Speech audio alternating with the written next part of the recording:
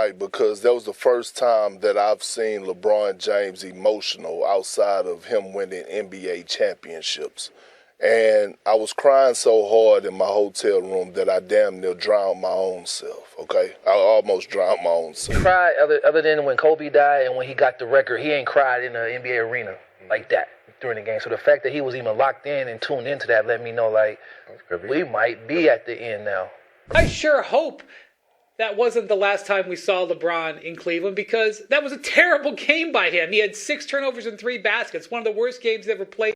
LeBron James stood on the court in Cleveland, and for the first time in a long time, he did not look like the strongest man in the building. He looked human. The tribute video played on the big screen. The crowd stood up. His mother was there. His family was there. The arena was full of love and memories. And then something happened that we almost never see from him during a regular season game. He cried. Not tears of victory, not tears after breaking a record, real tears in the middle of the season. That moment felt different. It was not just about emotion, it was about timing.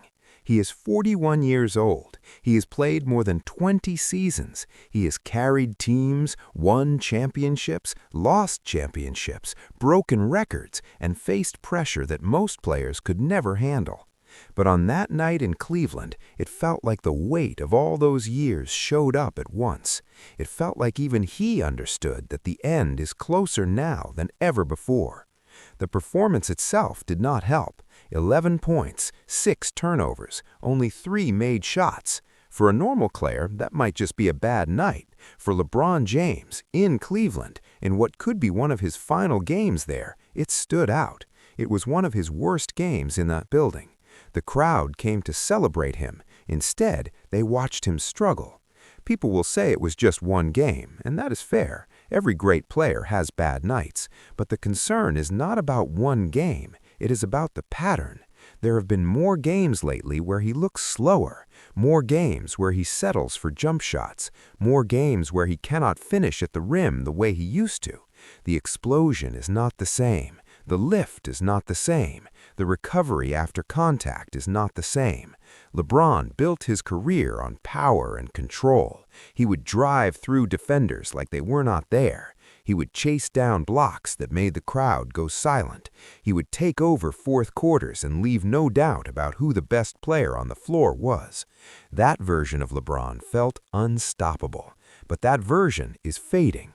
He is still productive. His numbers are still strong compared to most players. Over 20 points per game at his age is impressive. Shooting near 50% is impressive. Passing, rebounding, controlling tempo, those skills are still there.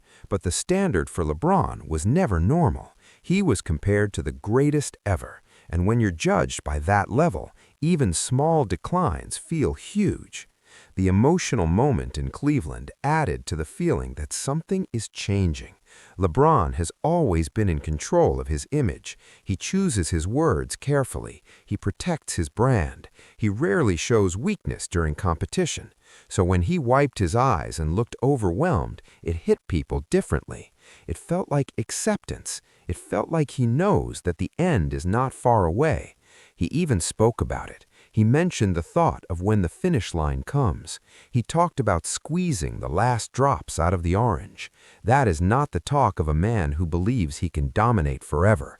That is the talk of someone who knows time is catching up. Father Time is undefeated, and even LeBron James cannot outrun it forever. His body is also sending signals, the back issues, the sciatica, the small injuries that take longer to heal now. Reports that he gave up wine, one of his favorite hobbies, because doctors said it might help his recovery. Think about that. The margin for error is smaller, and in a league full of young stars, that matters. The final chapter is coming. We just do not know how many pages are left. What we do know is that the image of LeBron wiping his eyes in Cleveland will stay in people's minds. It was not about weakness, it was about reality. It was about time, and maybe that is the hardest thing for any legend to accept.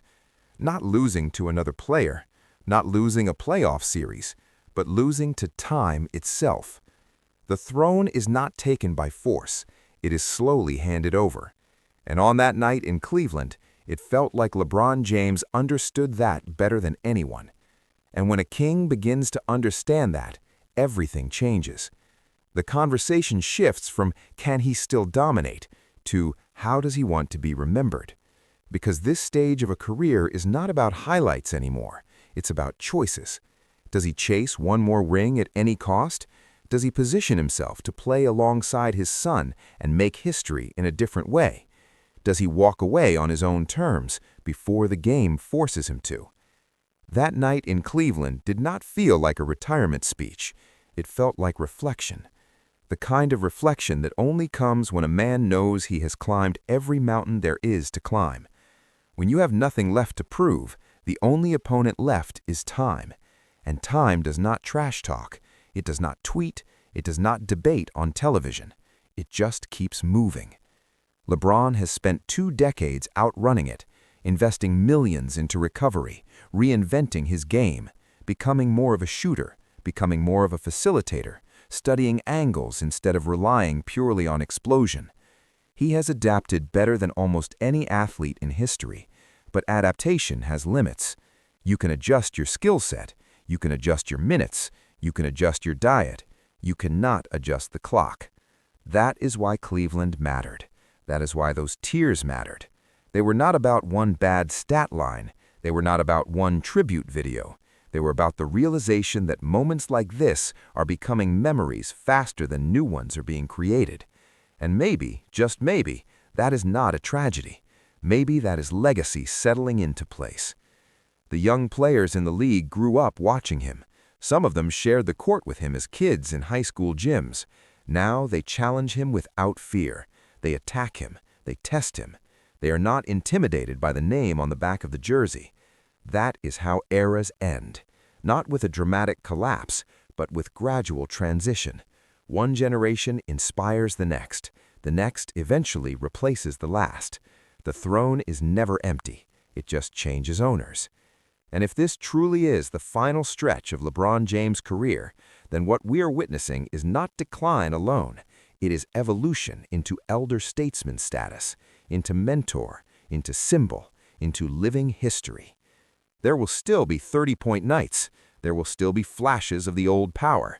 There will still be moments where he turns back the clock and reminds everyone why his name is mentioned in the greatest of all time debate. But those moments are now special because they are rare. Cleveland saw something real. Not the brand, not the businessman, not the carefully crafted public figure. They saw the kid from Akron who carried the weight of a city, left, came back, delivered a championship, and gave everything he had to the game. For a brief moment, the armor came off. And maybe that is what makes the ending meaningful. Because in the end, every legend becomes human again. And trust me, this is only the beginning. Because when global superstars, NBA legends, and loyal fan bases collide, it doesn't just trend, it transforms the entire conversation around legacy. Every comment, every reaction video, every tweet adds fuel to the fire.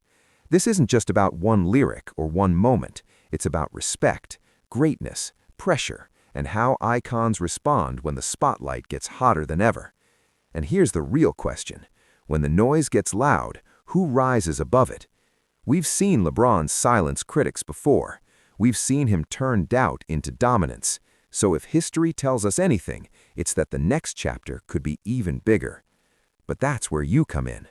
Do you think this lights a fire under LeBron, or is this just another viral moment that fades away? Sound off below. I'm reading everything. And if you want more raw NBA drama, breaking updates, bold opinions, and the kind of content that keeps the basketball world talking, make sure you smash that like button, share this with every Hoops fan in your circle, and subscribe right now so you never miss what comes next. Because when the story breaks, you'll hear it here first. A man who spends millions on his body every year is now cutting out small pleasures just to extend his career. That tells you he feels the pressure. The Lakers are another problem. The team is not built to carry an aging star. They need him to be 2018 LeBron, dragging a team deep into the playoffs by force. But 2025 LeBron cannot do that every night. He can still have big games. He can still remind people who he is, but he cannot do it for long stretches against young, fast teams in the Western Conference. Look at the competition. Denver with Jokic, Oklahoma City with young legs and depth, Minnesota's defense, San Antonio rising, Phoenix when healthy. The West is brutal. The Lakers do not look like true contenders, and that reality puts pressure on LeBron. Does he stay and fight, or does he think about a different ending? Cleveland is the obvious story, the place where it started, the place where he returned and delivered a title in 2016, the place that knows him best. Reports say the Cavaliers would welcome him back, not as the savior this time, not as the only star, but as a leader. That role would be different. Donovan Mitchell is the main scorer. Evan Mobley is growing. Darius Garland runs the offense. The team has youth and balance. What they lack is experience in the biggest moments. LeBron could give them that. He could guide them. He could calm them in tight playoff games. He could teach them how to handle pressure. But that would mean accepting change, accepting fewer shots, accepting fewer headlines, maybe even accepting that he is not the best player on his own team anymore. That is not easy for someone who has been the face of the league for 2 decades. Pride matters. Legacy matters. Ego matters. The question is whether he can shift into that new role fully.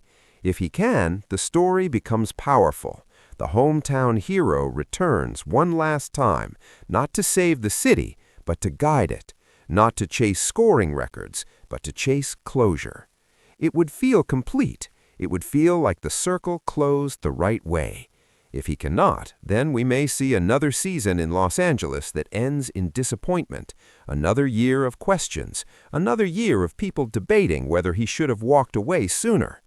The longer it drags, the harder it becomes to protect the legacy. The truth is, there is no perfect ending. Jordan had his final shot in Chicago, but even he returned later in Washington. Kobe had a 60-point final game, but his team was not competing. Legends rarely get storybook endings. The game moves on. The body slows down. The spotlight shifts. What made that Cleveland night powerful was not just the stats. It was the feeling that the king understood something the crowd was also starting to understand. This journey is almost done. Critics are louder now. They are pointing at the turnovers. They are pointing at missed shots. They are calling him washed. Some of that is harsh. Some of that ignores how great he has been for so long. But criticism grows when greatness fades. That is part of sports. LeBron's career is secure. 4 championships, 4 MVPs, all-time scoring leader, finals appearances, Olympic gold medals. His place in history is locked. Nothing that happens now can erase that. The only thing left is how he chooses to leave. Does he go out fighting every night in Los Angeles, even if the results are not there? Does he return home and try to lift one more trophy in a new role? Does he surprise everyone with a sudden retirement? The emotional night in Cleveland felt like a sign. It felt like the first public crack in the armor. And sometimes when the armor cracks, it's because the battle is almost over. He is still great. He is still capable of special moments, but he is no longer untouchable. The speed is lower. The recovery is slower.